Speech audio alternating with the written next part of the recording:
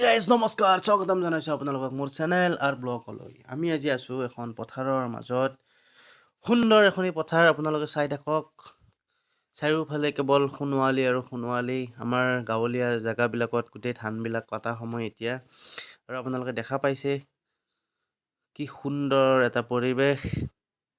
আৰু মই আজি আছোঁ তাজি ভাইৰ লগত। আমি অকণমান ইভিনিং মানে টাইম স্পেণ্ড কৰি আছোঁ একেলগে। সুন্দৰ এটা ঠাই, মনোমোহা এটা দৃশ্য আপোনালোকে চাই থাকক। ইমান সুন্দৰ এখনি ঠাই।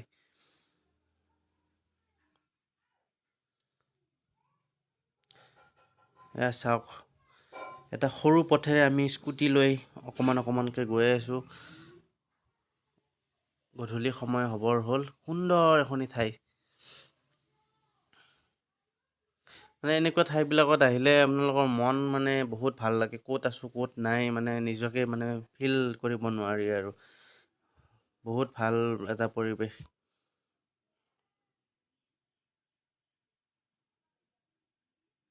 এয়া চাওক, আমি বাইকত উঠি মানে সৰু সৰু পথেৰে এনেকৈ আগবাঢ়ি যাই আছোঁ। আৰু আমাৰ তাজি ভাই গাড়ী চলাই আছে, আপোনালোকে চাই থাকক।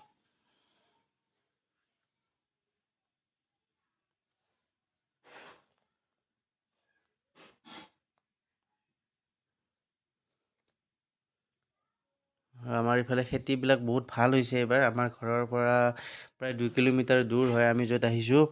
সুন্দৰ এখনি ঠাই।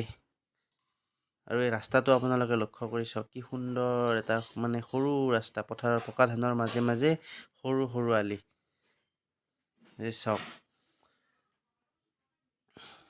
এই স্কুটিখন মানে যাই থকাৰ কাৰণে কেমেৰাটো ইমান ভাল হোৱা নাই, লৰি আছে। তথাপিও আপোনালোকক দেখাব চেষ্টা কৰিছোঁ যিখিনি সম্ভৱ হয়।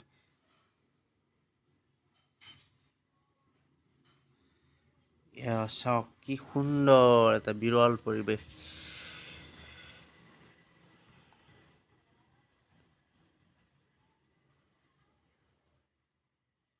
এই ভাই দেখাই দিছে যে চাওক, আমাৰ এইখন পথাৰ ইমান মৰমৰ। ইয়াতে কিমান ভাল লাগিছে আহি কেনে।